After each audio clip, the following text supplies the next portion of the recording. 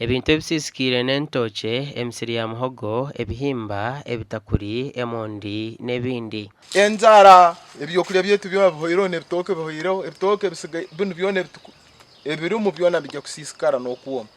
Orubale rubaire rwingi muno nurwo tusisire ebintu. Tukatungaga rubale rukwisana rusa. Hariho n'amaka agaferirwa amatungo.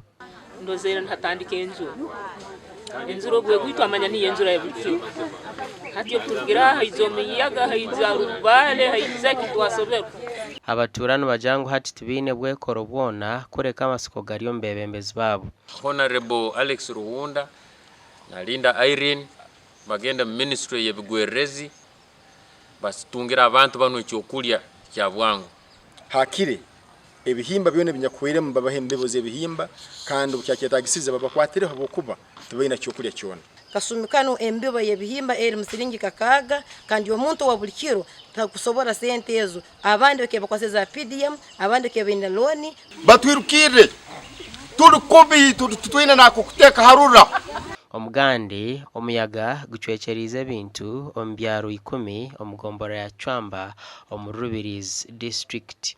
Enjura yija ya mane mnonga nkolu tocho gwe kanisa bwena gwagwa hansi buli kimwe cyona cyagwa mbire nyina abana hababijukuru utibinishe hanu ninyenyishe wabo ninyanyina wabo orubale kuri tutire byona byaho hoti nyine cyakubalisa nimbashabo buyandi.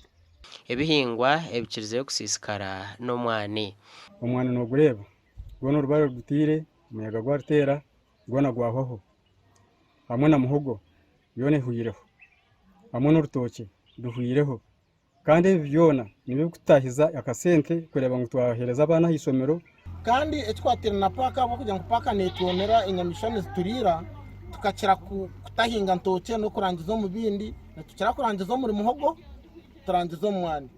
So hano reba amakaga ferirwe hati hano ugabarira gona gaferirwe ahina kutandikana nyamwe bazokwishyishaha rupote yinyine amakati ngyo mu maka almost 2028 kubanga tubire tuyine amasiko go kugira ngo mwana gwitu tugura yere na nebitoke ntufona school fees y'abana konko rubare gujere rwatera nakabire kasigire hejuje cyo zitahirire kaho itwe nk'abantu bacankwanzi twosire tutere nduru munonga government ngwetu yambe eturetere kitimba amarigareke kutwonera government tukurebe tuneho buyambi obwo muntu uitwa kusanko mupaka yaza korona yonko rukuba mukwata konkanyamishwa zabo kuzikwiza kuno yitwa zatwonera tibatwineho buyambi mbwe no muyaga ngugu tuberire rwongesereza amaganya hamwe na norubare Gashakwa Jonan Singwire na Onesimus Ndianabo.